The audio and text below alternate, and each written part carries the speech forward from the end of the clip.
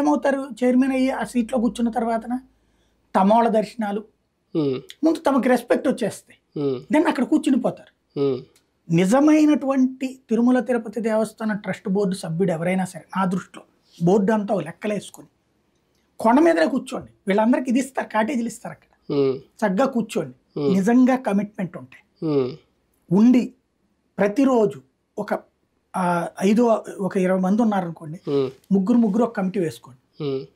నెలకు ఒక్కొక్క రోజు ఒక్కొక్క సిస్టమ్ మార్చుకోండి, నెలలో ఒక రోజుల్లో అన్నదానం వ్యవహారాలు అన్న ప్రసాదాల వ్యవహారాలు ఒకళ్ళు చూసుకోండి, మంచినీళ్ళు వసతి ఒకళ్ళు చూసుకోండి,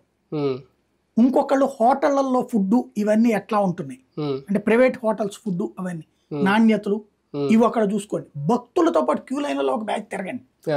ఉచితంలో ఒకళ్ళు 300 రూపాయలు ఒకళ్ళు ఇట్లా అక్కడ లోపాలేంటో చూసుకుని నెలకు ఒకసారి కూర్చోండి, సెటరేట్ చేయండి,